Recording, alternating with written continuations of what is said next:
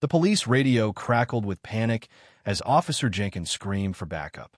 Through the station window, Sheriff Wade Calloway watched in horror as Marcus Wright, former Navy SEAL Team 6 operator, systematically disabled the station's security systems, the same man whose disabled son, Elijah, had been gunned down by their officers just hours earlier. "He's inside," someone shouted as the lights went out. In the darkness, Wade heard Marcus's voice, eerily calm. "You killed my boy. Now, we're going to have a conversation about justice." Could any police force truly stop a father with nothing left to lose? 14-year-old Elijah Wright loved nothing more than disappearing into the digital worlds of his video games. Despite the cerebral palsy that made his movements difficult, his fingers flew across the controller with a precision that amazed everyone. "One day, I'm going to make games that people like me can play easily," he often told his father, Marcus. His bedroom walls were covered with coding diagrams and game design sketches, dreams that required nothing more than a brilliant mind, which Elijah had in abundance. The Wrights had moved to Riverdale just 3 months ago, an affluent, predominantly white suburb with excellent schools that specialized in supporting students with physical disabilities. Marcus had specifically chosen this location after retiring from the Navy SEALs, believing it would give his son the best chance at achieving his dreams. But Riverdale had shown its true colors almost immediately. Teachers who seemed annoyed by having to make accommodations. Classmates who mimicked Elijah's labored walk behind his back. Parents who clutched their purses tighter when Marcus approached. Small indignities that accumulated like poison. That Tuesday afternoon was unseasonably warm for April. Elijah had stayed late at school working on a coding project and was making his slow way home. His leg braces and crutches made a distinctive rhythm on the sidewalk. He wore his favorite NASA t-shirt and had his backpack slung across one shoulder, containing his laptop and medical supplies.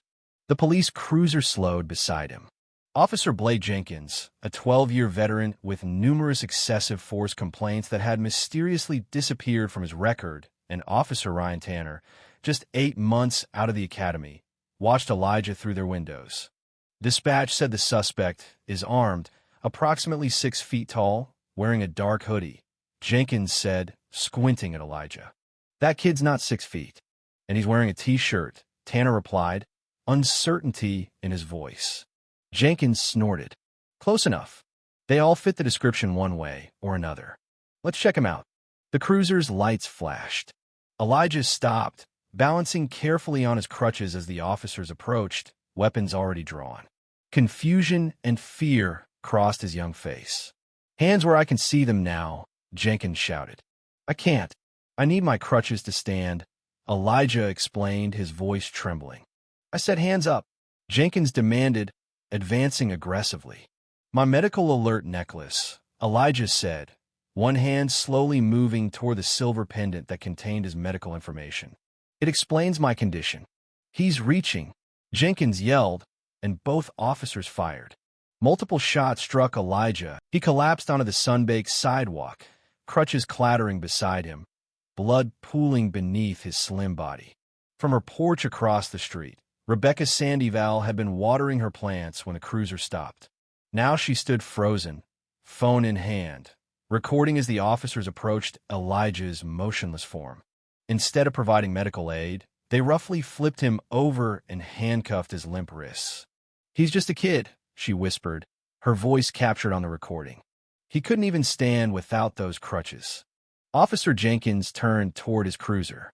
Body cam malfunctioning again, he muttered to Tanner, deliberately deactivating the device that had been recording perfectly well until that moment. "Make sure yours is off, too. Call it in as an armed suspect who threatened officers." As Elijah's life drained away on a suburban sidewalk, Rebecca clutched her phone tighter, tears streaming down her face. She had captured everything from the approach to the shooting to the deliberate cover-up beginning right before her eyes. What she couldn't know was that she had just documented the first domino falling in a chain that would expose decades of corruption and abuse of power throughout Riverdale. Marcus Wright stood ramrod straight on the sandy shores of the Naval Special Warfare Training Facility, watching SEAL candidates struggle through underwater demolition exercises. 12 years of combat operations and another 5 training the next generation of warriors had etched deep lines around his eyes. At 42, he still maintained the physique and alertness of an active operator, habits that never truly faded after leaving Team 6. Chief Wright called a young ensign jogging across the beach. "Urgent call for you, sir." Marcus's stomach tightened.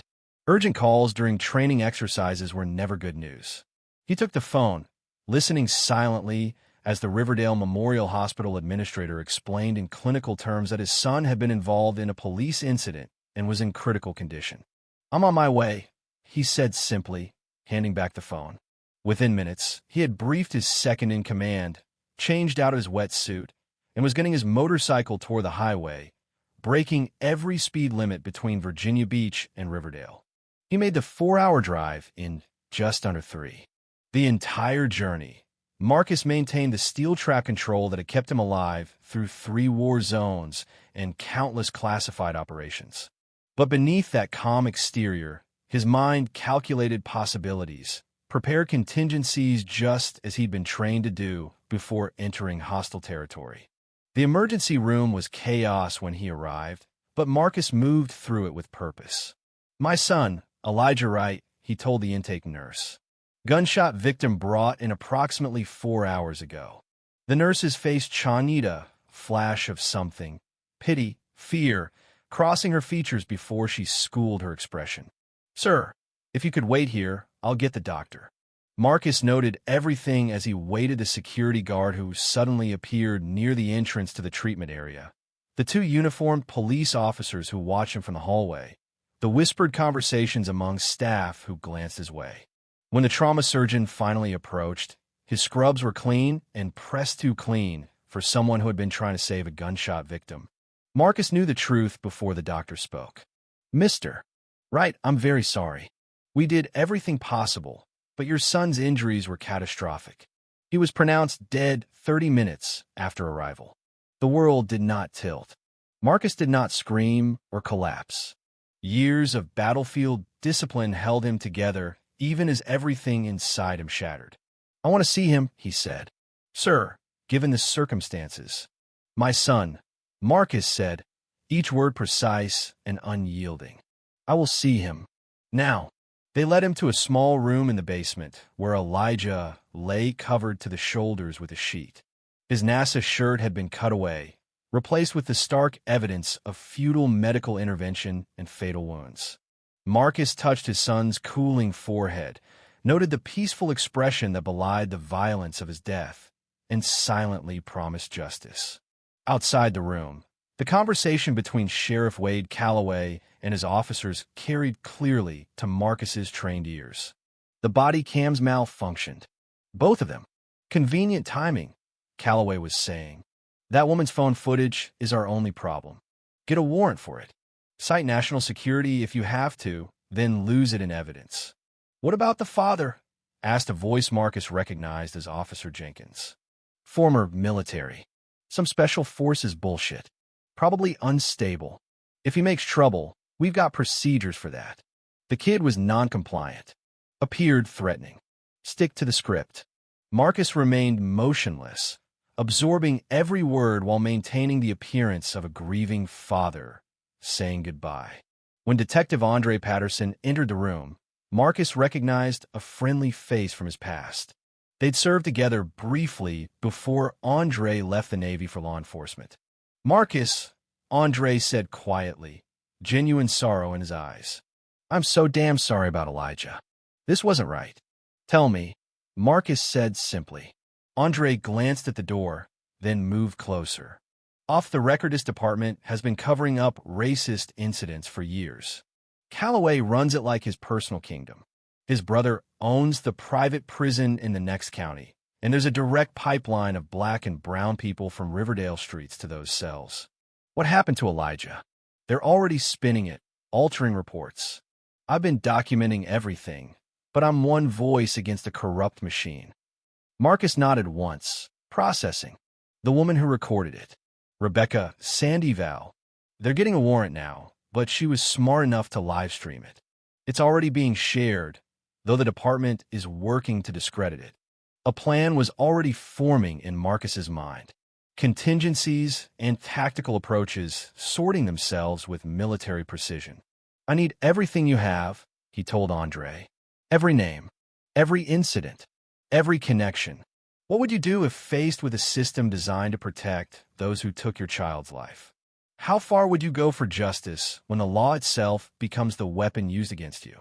Drop a comment with number 1 if you believe Marcus is justified in taking matters into his own hands, or number 2 if you think he should trust the system that just failed his son.